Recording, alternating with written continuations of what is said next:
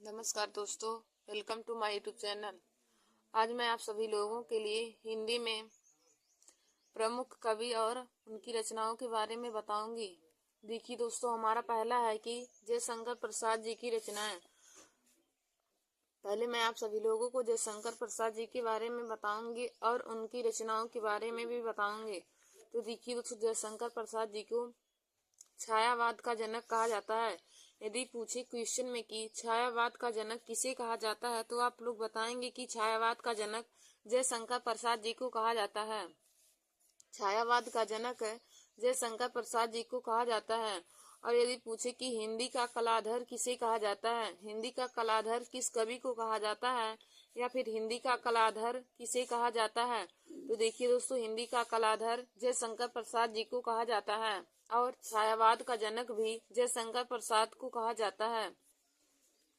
फिर देखिए दोस्तों, जयशंकर प्रसाद जी की कौन कौन सी रचनाएं हैं, तो इनकी रचनाएं हैं झरना है, आंसू, झरना, आंसू, कंकाल, कामायनी, स्कंदगुप्त, चंद्रगुप्त, कानन कुसुम, करुणालय, चित्राधार, प्रेम पथिक और महाराणा का महत्व। महाराणा का महत्व, यही सब जयशंकर प्रसाद जी की रचनाएं हैं। और देखिए दोस्तों, आंसू, लहर और कामायनी, यह सब तीनों रचनाएं रस सिद्ध रचना है। जयशंकर प्रसाद जी की आंसू, लहर और कामायनी तीनों रस सिद्ध रचनाएं हैं। और देखिए दोस्तों, यदि पूछे कि जयशंकर प्रसाद जी का महाकाव्य कौन सी रचना है, कौन सी ऐसी उनकी रचना है जो महाकाव्य है, तो देखिए दोस्तों, कामायनी जयशंकर प्रसाद जी की एक महाकाव्य है। कामायनी उनकी महाकाव्य है। तो जयशंकर प्रसाद जी की रचनाएं हो जाएगा झरना, आंसू, कंकाल, कामायनी, स्कंदगुप्त, चंद्रगुप्त, कानन कुसुम, करुणालय, चित्राधार, प्रेम पथिक और महाराणा का महत्व। महाराणा का महत्व, यह सब जयशंकर प्रसाद जी की रचनाएं हैं। और देखिए दोस्तों, जयशंकर प्रसाद जी को छायावाद का जनक कहा जाता है। यदि क्वेश्चन में पूछे कि छायावाद का जनक किस कवि को कहा जाता है, तो आप बताएंगे कि छायावाद का जनक जयशंकर प्रसाद जी को कहा जाता है। फिर अगला क्वेश्चन क्या बनता है कि हिंदी का कलाधर किसे कहा जाता है, तो देखिए दोस्तों, हिंदी का कलाधर भी जयशंकर प्रसाद को कहा जाता है। और दोस्तों, एक क्वेश्चन और बनता है कि जयशंकर प्रसाद जी का अधूरा उपन्यास कौन सा है। जयशंकर प्रसाद जी का अधूरा उपन्यास कौन सा है, तो दोस्तों, जयशंकर प्रसाद जी का अधूरा उपन्यास है इरावती है। जयशंकर प्रसाद जी का अधूरा उपन्यास है इरावती है। फिर हमारा अगला है कि अगला हम किस कवि के बारे में जानेंगे, तो अगला देखिए दोस्तों, प्रेमचंद जी की रचनाएं के बारे में जानेंगे हम। अगला हमारा है प्रेमचंद जी की रचनाएं।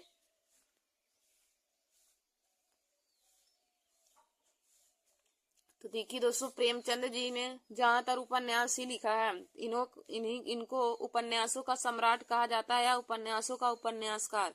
यदि क्वेश्चन में पूछे कि उपन्यासों का उपन्यासकार किसे कहा जाता है, उपन्यासों का उपन्यासकार किसे कहा जाता है, तो दोस्तों, मुंशी प्रेमचंद जी को उपन्यासों का उपन्यासकार कहा जाता है। तो दोस्तों, प्रेमचंद जी की रचनाएं कौन कौन सी है? रंगभूमि, कायाकल्प, ईदगाह, वरदान, निर्मला, कर्मभूमि, प्रेमाश्रय, गबन गोदान, रूठी रानी, सेवा सदन, वरदान, मंगलसूत्र, दो बैलों की आत्मकथा और दोस्तों, बड़े घर की बेटी भी मुंशी प्रेमचंद जी की रचनाएं हैं। मुंशी प्रेमचंद जी की रचनाएं हैं रंगभूमि, कायाकल्प, ईदगाह, वरदान, निर्मला, कर्मभूमि, प्रेमाश्रय, गबन गोदान, रूठी रानी, सेवा सदन, वरदान, मंगलसूत्र, दो बैलों की आत्मकथा और बड़े घर की बेटी भी मुंशी प्रेमचंद जी की रचनाएं हैं। और देखिए दोस्तों, इनसे क्या क्वेश्चन बनता है कि प्रेमचंद जी की अधूरी उपन्यास। जब भी आपसे क्वेश्चन में पूछे कि प्रेमचंद जी की अधूरी उपन्यास क्या है, तो दोस्तों, मुंशी प्रेमचंद जी का अधूरा उपन्यास मंगलसूत्र है। यदि पूछे कि जयशंकर प्रसाद जी का अधूरा उपन्यास क्या है, तो दोस्तों, जयशंकर प्रसाद जी का अधूरा उपन्यास इरावती है और मुंशी प्रेमचंद जी का अधूरा उपन्यास मंगलसूत्र है। फिर देखिए दोस्तों, यदि पूछे कि मुंशी प्रेमचंद जी का प्रथम उपन्यास कौन सा है, मुंशी प्रेमचंद जी का प्रथम उपन्यास क्या है, तो दोस्तों, मुंशी प्रेमचंद जी का प्रथम उपन्यास सेवा सदन है, जो 1918 ईस्वी में हुआ था। प्रथम उपन्यास है सेवा सदन है, जिसकी रचना इन्होंने 1918 ईस्वी में की थी। और दोस्तों इनका दूसरा उपन्यास है वरदान, जिसकी रचना इन्होंने 1920 ईस्वी में की थी। प्रेमचंद जी का अधूरा उपन्यास मंगलसूत्र है। प्रथम उपन्यास सेवा सदन है, जिसकी रचना प्रेमचंद जी ने 1918 ईस्वी में की थी। और द्वितीय उपन्यास है वरदान, जिसकी रचना इन्होंने 1920 ईस्वी में की थी। फिर हमारा अगला क्वेश्चन क्या बनता है कि मुंशी प्रेमचंद जी का कौन सा उपन्यास है जो अंग्रेजों द्वारा जब्त किया गया है। अंग्रेजों द्वारा जब्त किया गया मुंशी प्रेमचंद जी का उपन्यास कौन सा है। तो दोस्तों अंग्रेजों द्वारा जब्त किया गया उपन्यास सोजे वतन है। मुंशी प्रेमचंद जी का कौन सा उपन्यास है जो अंग्रेजों के द्वारा जब्त किया गया है। तो दोस्तों सोजे वतन अंग्रेजों के द्वारा जब्त किया गया उपन्यास है। और मुंशी प्रेमचंद जी का अधूरा उपन्यास मंगलसूत्र है। प्रथम उपन्यास सेवा सदन है, जिसकी रचना मुंशी प्रेमचंद जी ने 1918 ईस्वी में की थी। और द्वितीय उपन्यास वरदान है, जिसकी रचना इन्होंने 1920 ईस्वी में की थी। और इनका ऐसा कौन सा उपन्यास है जो अंग्रेजों के द्वारा जब्त किया गया था। तो दोस्तों सोजे वतन मुंशी प्रेमचंद जी का ऐसा उपन्यास है जो अंग्रेजों के द्वारा जब्त किया गया था। और दोस्तों यह क्वेश्चन यदि पूछे कि उपन्यासों का उपन्यासकार किसे कहा जाता है, तो मुंशी प्रेमचंद जी को उपन्यासों का उपन्यासकार कहा जाता है। फिर देखिए दोस्तों हम अगला देखेंगे रामधारी सिंह दिनकर जी के बारे में। अगला हमारा टॉपिक है रामधारी सिंह दिनकर। तो हम रामधारी सिंह दिनकर कवि की रचनाएं के बारे में जानेंगे। तो देखिए दोस्तों रामधारी सिंह दिनकर की कौन कौन सी रचना है। तो इनकी रचना है कुरुक्षेत्र, उर्वशी, रेणुका, रश्मि रथी, द्वंद्व गीत, धूप छां, मिर्च का मजा, सूरज का ब्याह और परशुराम की प्रतीक्षा। देखिए दोस्तों परशुराम की प्रतीक्षा यह रचना बहुत ही महत्वपूर्ण है।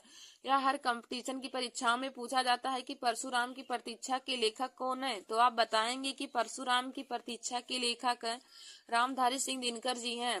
परशुराम की प्रतीक्षा के लेखक रामधारी सिंह दिनकर जी हैं।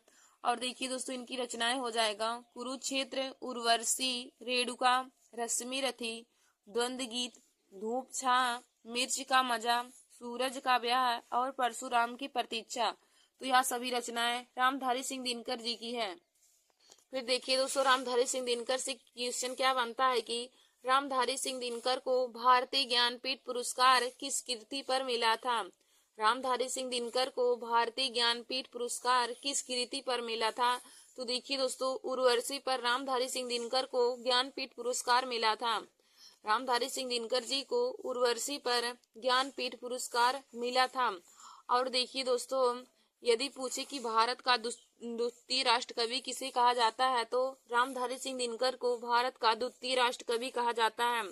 और यदि पूछे कि भारत का प्रथम राष्ट्र कवि किसे कहा जाता है, तो प्रथम राष्ट्र कवि मैथिली शरण गुप्त जी को कहा जाता है। और द्वितीय राष्ट्र कवि रामधारी सिंह दिनकर जी को कहा जाता है। और दोस्तों यदि पूछे कि रामधारी सिंह दिनकर को भारतीय ज्ञानपीठ पुरस्कार किस कृति पर मिला था, तो इनको भारतीय ज्ञानपीठ पुरस्कार उर्वशी पर मिला था। देखिए दोस्तों आगे हम देखेंगे कि मैथिली शरण गुप्त जी की कौन कौन सी रचना है। मैथिली शरण गुप्त जी की कौन कौन सी रचना है। तो देखिए दोस्तों इनकी रचना है पंचवटी, साकेत, यशोधरा, जयदत्त वध, भारत भारती, सैरंधी, झंकार, स्वदेश। मैथिली शरण गुप्त की रचनाएं हैं पंचवटी, साकेत, यशोधरा, जयदत्त वध, भारत भारती, सैरंधी, झंकार और स्वदेश। यह सभी रचनाएं मैथिली शरण गुप्त जी की हैं। फिर देखिए दोस्तों मैथिली शरण गुप्त से क्या हमारा क्वेश्चन बनता है कि हिंदी का प्रथम राष्ट्र कवि किसे कहा जाता है। हिंदी का प्रथम राष्ट्र कवि किसे कहा जाता है। तो देखिए दोस्तों हिंदी का प्रथम राष्ट्र कवि मैथिली शरण गुप्त जी को कहा जाता है। हिंदी का प्रथम राष्ट्र कवि मैथिली शरण गुप्त जी को कहा जाता है। फिर हमारा अगला क्वेश्चन क्या है कि हिंदी का द्वितीय राष्ट्र कवि किसे कहा जाता है। तो अभी हमने आप लोगों को ऊपर बताया कि हिंदी का द्वितीय राष्ट्र कवि रामधारी सिंह दिनकर जी को कहा जाता है। और हिंदी का प्रथम राष्ट्र कवि मैथिली शरण गुप्त जी को कहा जाता है। और दोस्तों देखिए हिंदी का प्रथम राष्ट्र कवि मैथिली शरण गुप्त जी को किसने कहा था। तो महात्मा गांधी ने मैथिली शरण गुप्त जी को हिंदी का प्रथम राष्ट्र कवि माना था। महात्मा गांधी ने मैथिली शरण गुप्त जी को हिंदी का प्रथम राष्ट्र कवि माना था। तो मैथिली शरण गुप्त की रचनाएं हो जाएगा पंचवटी, साकेत, यशोधरा, जयदत्त वध, भारत भारती, सैरंधी, झंकार और स्वदेश, यह सभी मैथिली शरण गुप्त जी की रचनाएं हैं। और दोस्तों मैथिली शरण गुप्त जी को हिंदी का प्रथम राष्ट्र कवि कहा जाता है और हिंदी का द्वितीय राष्ट्र कवि रामधारी सिंह दिनकर जी को कहा जाता है। फिर देखिए दोस्तों हमारा अगला है सूर्यकांत त्रिपाठी निराला जी की रचनाएं। आगे हम देखेंगे सूर्यकांत त्रिपाठी निराला जी की कौन कौन सी रचना है। तो देखिए दोस्तों सूर्यकांत त्रिपाठी निराला जी की रचनाएं हैं कुकुरमुत्ता, अड़िमा, परिमल, तोड़ती पत्थर, गीतिका, बेला, अनामिका, आराधना, अर्चना, नए पत्ते और तुलसीदास। सूर्यकांत त्रिपाठी निराला की रचनाएं हैं कुकुरमुत्ता, अड़िमा, परिमल, तोड़ती पत्थर, गीतिका, बेला, अनामिका, आराधना, अर्चना, नए पत्ते और तुलसीदास। तुलसीदास भी सूर्यकांत त्रिपाठी निराला की रचनाएं हैं। अब देखिए दोस्तों सूर्यकांत त्रिपाठी निराला के बारे में हम जानेंगे तो हमारा इनसे क्वेश्चन क्या बनता है कि हिंदी के क्रांतिकारी कवि किसे कहा जाता है। हिंदी के क्रांतिकारी कवि किसे कहा जाता है। तो दोस्तों देखिए सूर्यकांत त्रिपाठी निराला जी को हिंदी के क्रांतिकारी कवि कहा जाता है।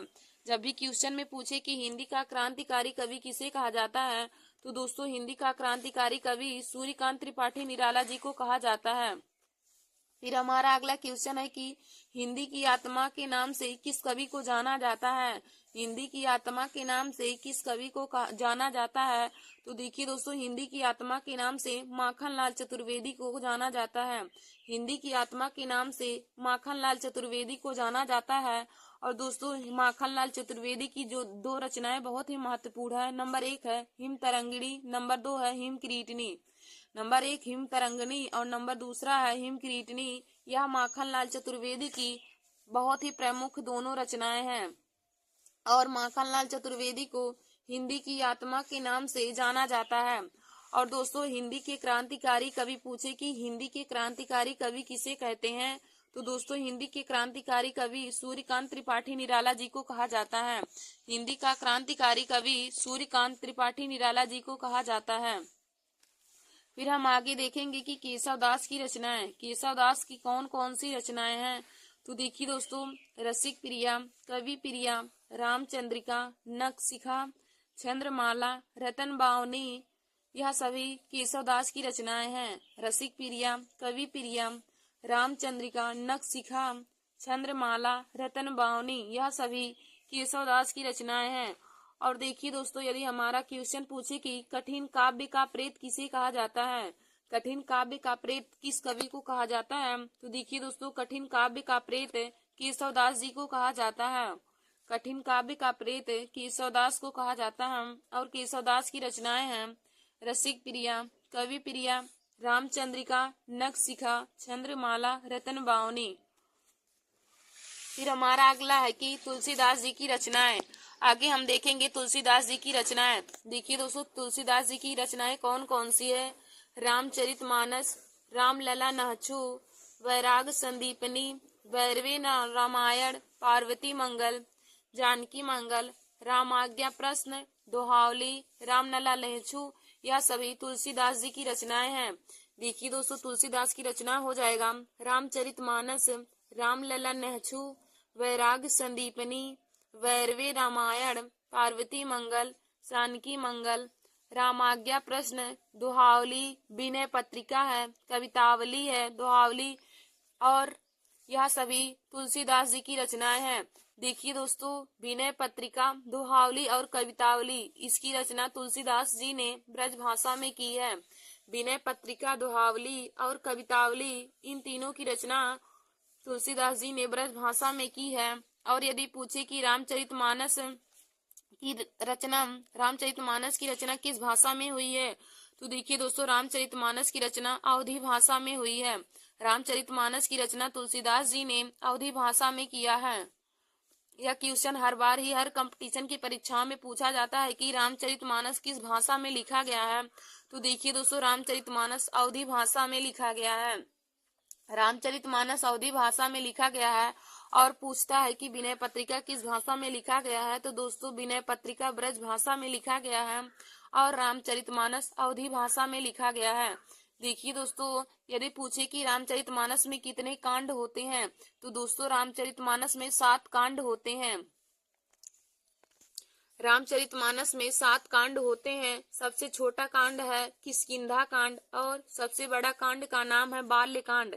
देखिए दोस्तों, जब भी पूछे कि रामचरितमानस में कितने कांड होते हैं, तो आप बताएंगे कि रामचरितमानस में 7 कांड होते हैं।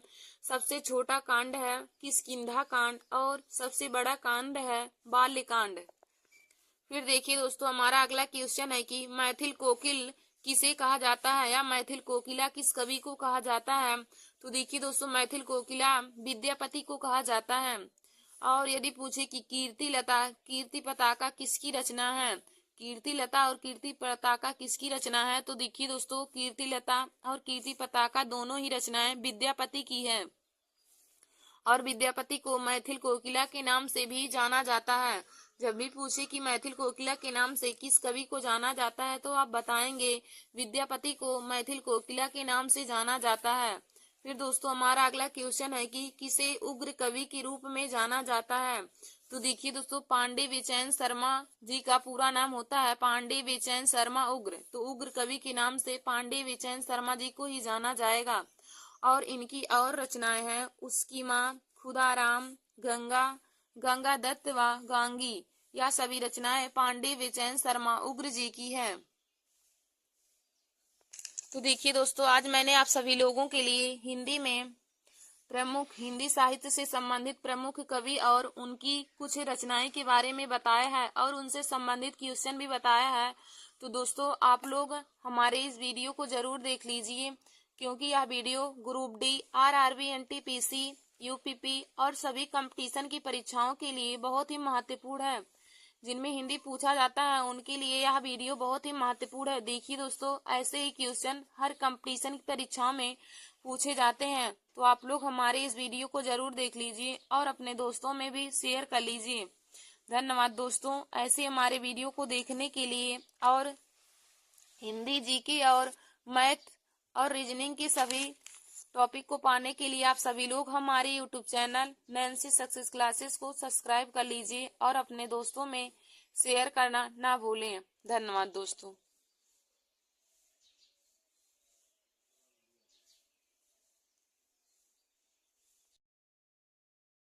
नमस्कार दोस्तों, welcome to my YouTube channel. आज मैं आप सभी लोगों के लिए हिंदी साहित्य से संबंधित महत्वपूर्ण क्वेश्चन लेकर आई हूँ। देखिए दोस्तों, आज का हमारा टॉपिक है हिंदी साहित्य से संबंधित महत्वपूर्ण क्वेश्चन। तो देखिए दोस्तों, आज का हमारा यह video group D, RRB, NTPC और सभी कंपटीशन की परीक्षा के लिए बहुत ही महत्वपूर्ण है। तो हमारा यहाँ पे पहला क्वेश्चन दिया है कि हिंदी को भारतीय संविधान में क्या कहा गया है। हिंदी को भारतीय संविधान में क्या कहा गया है। तो देखिए दोस्तों, हिंदी को भारतीय संविधान में राज्य भाषा कहा गया है। हिंदी को भारतीय संविधान में क्या कहा गया है, तो हिंदी को भारतीय संविधान में राज्य भाषा कहा गया है। और यह आर्टिकल 343 में है। भारतीय संविधान में हिंदी को राज्य भाषा कहा गया है और इसके बारे में वर्णन आर्टिकल 343 में है। और देखिए दोस्तों, आर्टिकल 351 में किसके बारे में वर्णन है, तो आर्टिकल 351 में हिंदी के विकास के बारे में वर्णन है। फिर हमारा अगला क्वेश्चन है कि हिंदी का प्रथम आदि कवि कौन है। हिंदी का प्रथम आदि कवि कौन है, तो दोस्तों हिंदी का प्रथम आदि कवि स्वयंभू है। हिंदी का प्रथम आदि कवि स्वयंभू है। फिर हमारा अगला क्वेश्चन है कि हिंदी का प्रथम पत्र कौन सा है। हिंदी का प्रथम पत्र कौन सा है, तो देखिए दोस्तों, हिंदी का प्रथम पत्र उतंड मार्तंड है। हिंदी का प्रथम पत्र उतंड मार्तंड है। फिर हमारा अगला क्वेश्चन है कि हिंदी की प्रथम पत्रिका कौन सी है। हिंदी की प्रथम पत्रिका कौन सी है, तो दोस्तों हिंदी की प्रथम पत्रिका संवाद कौमुदी है। हिंदी की प्रथम पत्रिका संवाद कौमुदी है। हिंदी की प्रथम पत्रिका संवाद कौमुदी है। फिर दोस्तों, हमारा अगला क्वेश्चन है कि आदत से अक्कड़ स्वभाव से फक्कड़ किस कवि का उपनाम है।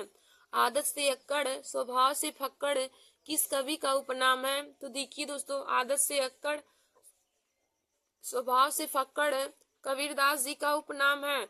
और दोस्तों यदि पूछे कि कबीरदास की भाषा कैसी थी, तो इनकी भाषा सधुकड़ी पंचमेल खिचड़ी थी। कबीरदास की भाषा सधुकड़ी पंचमेल खिचड़ी थी।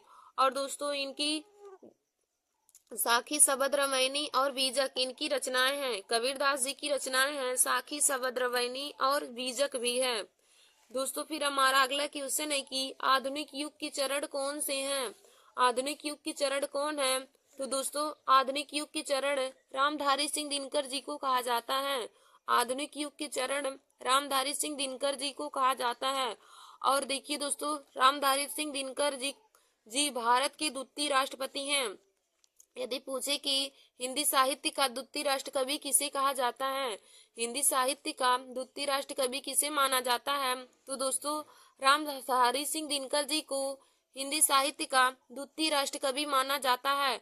और दोस्तों यदि पूछे कि रामधारी सिंह दिनकर को किस कृति पर ज्ञानपीठ पुरस्कार मिला था, तो दोस्तों रामधारी सिंह दिनकर जी को उर्वशी पर ज्ञानपीठ पुरस्कार मिला था। और यदि पूछे कि सुमित्रा नंदन पंत जी को किस कृति पर ज्ञानपीठ पुरस्कार मिला, तो सुमित्रा नंदन पंत जी को चिदम्बरा पर ज्ञानपीठ पुरस्कार मिला था।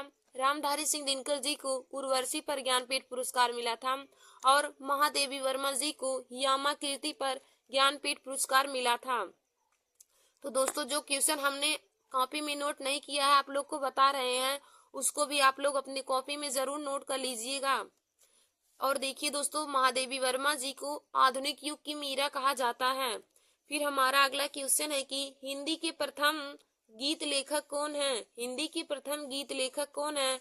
तो देखिए दोस्तों, हिंदी के प्रथम गीत लेखक विद्यापति हैं। हिंदी के प्रथम गीत लेखक विद्यापति हैं। फिर हमारा अगला क्वेश्चन है कि हिंदी की सर्वप्रथम दैनिक समाचार पत्र कौन सा है? हिंदी का सर्वप्रथम दैनिक समाचार पत्र कौन सा है? तो देखिए दोस्तों, हिंदी का प्रथम दैनिक समाचार पत्र सुधावर्षण है।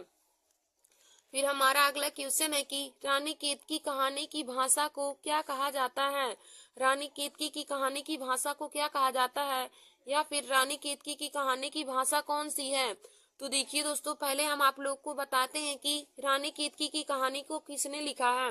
तो देखिए दोस्तों, रानी केतकी की कहानी को मुंशी इंसा अल्लाह खां ने लिखा है। रानी केतकी कहानी के लेखक इंसा अल्लाह खां जी हैं। और रानी केतकी की कहानी की भाषा खड़ी बोली है। फिर हमारा अगला क्वेश्चन है कि इंदु पत्रिका के संपादक कौन है? इंदु पत्रिका के संपादक कौन है? तो देखिए दोस्तों, इंदु पत्रिका के संपादक अंबिका प्रसाद हैं। इंदु पत्रिका के संपादक अंबिका प्रसाद हैं। फिर हमारा अगला क्वेश्चन है कि अपभ्रंश का वाल्मीकि किसे कहा जाता है? अपभ्रंश का वाल्मीकि किसे कहा जाता है? तो देखिए दोस्तों, स्वयंभू को अपभ्रंश का वाल्मीकि कहा जाता है। फिर हमारा अगला क्वेश्चन है कि अष्टछाप की सर्वश्रेष्ठ कवि कौन है? अष्टछाप के सर्वश्रेष्ठ कवि कौन है? तो देखिए दोस्तों, अष्टछाप के सर्वश्रेष्ठ कवि सूरदास जी हैं। अष्टछाप के सर्वश्रेष्ठ कवि सूरदास जी हैं। फिर हमारा अगला क्वेश्चन है कि कबीरदास के उपदेशों का सबसे महत्वपूर्ण संकलन क्या है? कबीरदास के उपदेशों का सबसे महत्वपूर्ण संकलन क्या है? तो दोस्तों, कबीरदास के उपदेशों का सबसे महत्वपूर्ण संकलन बीजक है। फिर देखिए दोस्तों, हमारा क्वेश्चन अगला है कि वाल्मीकि के द्वारा रामायण ग्रंथ की रचना किस भाषा में हुई थी? वाल्मीकि के द्वारा रामायण ग्रंथ की रचना किस भाषा में हुई? तो दोस्तों, वाल्मीकि ने रामायण ग्रंथ की रचना संस्कृत भाषा में की थी। फिर हमारा अगला क्वेश्चन है कि उर्दू किस भाषा का शब्द है? उर्दू किस भाषा का शब्द है? तो देखिए दोस्तों, उर्दू तुर्की भाषा का शब्द है। उर्दू किस भाषा का शब्द है? तो उर्दू तुर्की भाषा का शब्द है। फिर हमारा अगला क्वेश्चन है कि एक नार पिया को भानी, एक नार पिया को भानी तनवा को सगरा ज्यों पानी पंक्ति के लेखक कौन है? देखिए दोस्तों, हमारा पंक्ति क्या दिया है कि एक नार पिया को भानी तनवा को सगरा ज्यों पानी पंक्ति के लेखक कौन है? तो दोस्तों, इस पंक्ति के लेखक अमीर खुसरो हैं। एक नार पिया को भानी तनवा को सगरा ज्यों पानी, इस पंक्ति के लेखक अमीर खुसरो हैं। और दोस्तों, यह पंक्ति ब्रज भाषा में लिखी गई है। फिर हमारा अगला क्वेश्चन है कि पद्मावत किस भाषा में लिखी गई है। पद्मावत किस भाषा में लिखी गई है। तो देखिए दोस्तों, पद्मावत अवधी भाषा में लिखी गई है। और यदि पूछे कि पद्मावत के लेखक कौन है, तो पद्मावत को लिखने वाले मलिक मोहम्मद जायसी जी हैं। पद्मावत को किसने लिखा है, तो दोस्तों पद्मावत को मलिक मोहम्मद जायसी ने लिखा है। और यदि पूछे कि पद्मावत किस काल की रचना है, तो दोस्तों पद्मावत आदिकाल की रचना है। तो हमने आप लोगों को पद्मावत से संबंधित 3 क्वेश्चन बताए। पद्मावत के लेखक मलिक मोहम्मद जायसी जी हैं, और पद्मावत की भाषा अवधी है, और पद्मावत आदिकाल की रचना है। फिर हमारा अगला क्वेश्चन है कि कबीरदास की भाषा क्या थी। कबीरदास की भाषा क्या थी, तो देखिए दोस्तों, कबीरदास की भाषा सदुक्कुड़ी थी। फिर हमारा अगला क्वेश्चन है कि किस कवि की दोहों को शुक्ल ने हिंदी साहित्य का रत्न कहा है। किस कवि की दोहों को शुक्ल ने हिंदी साहित्य का रत्न कहा है। तो देखिए दोस्तों, बिहारी लाल की दोहों को शुक्ल जी ने हिंदी साहित्य का रत्न कहा है। और देखिए दोस्तों, बिहारी लाल मात्र अपनी एक ही कृति से प्रसिद्ध हुए थे। तो बिहारी सतसई बिहारी लाल की प्रमुख एक कृति है। उन्होंने दोहा लिखा है, प्रमुख उनका दोहा बिहारी सतसई। उन्होंने केवल एक ही काव्य ग्रंथ की रचना की है। बिहारी लाल की एक काव्य ग्रंथ है बिहारी सतसई। और देखिए दोस्तों, उन्होंने बिहारी सतसई की रचना की, और उसी से ही यह बहुत प्रसिद्ध हुए थे। यदि पूछे कि देखिए दोस्तों, इनके बारे में लिखा गया कि सतसैया के दोहरे जो नावक के तीर, देखन में छोटन लगे घाव करे गंभीर। इनके दोहे, बिहारी लाल के दोहे केवल देखने में ही छोटे लगते थे, लेकिन ये दिल पर बहुत ही ज्यादा गंभीर घाव करते थे। तो इनकी मात्र एक कृति है बिहारी सतसई, जिससे यह पूरे प्रसिद्ध हुए थे। बिहारी लाल की मात्र एक कृति बिहारी सतसई थे, जिसके द्वारा यह पूरे हिंदी साहित्य में एकदम प्रसिद्ध हो गए थे। फिर दोस्तों, हमारा अगला क्वेश्चन है कि कालिदास की अभिज्ञान शाकुंतलम का हिंदी में अनुवाद किसने किया था। कालिदास की अभिज्ञान शाकुंतलम का हिंदी में अनुवाद किसने किया। तो देखिए दोस्तों, कालिदास की अभिज्ञान शाकुंतलम का हिंदी में अनुवाद राजा लक्ष्मण सिंह ने किया था। धन्यवाद दोस्तों। ऐसे हमारे वीडियो को देखने के लिए और हिंदी, पॉलिटी, मैथ, रीजनिंग और सभी कंपटीशन की परीक्षाओं के लिए, सभी विषय के इम्पोर्टेंट क्वेश्चन को पाने के लिए आप सभी लोग हमारे YouTube channel Nancy success classes को सब्सक्राइब कर लीजिए और अपने दोस्तों में शेयर करना ना भूलें। धन्यवाद दोस्तों। देखिए दोस्तों, जो आज हमने क्वेश्चन हिंदी में कराए हैं, यह हम आरआरबी, एनटीपीसी और ग्रुप डी की परीक्षाओं दोनों के लिए बहुत ही महत्वपूर्ण है। तो आप लोग इसे अपने कॉपी में नोट कर लीजिएगा। देखिए दोस्तों, हिंदी साहित्य से संबंधित क्वेश्चन हर कंपटीशन की परीक्षा में पूछा जाता है। धन्यवाद दोस्तों।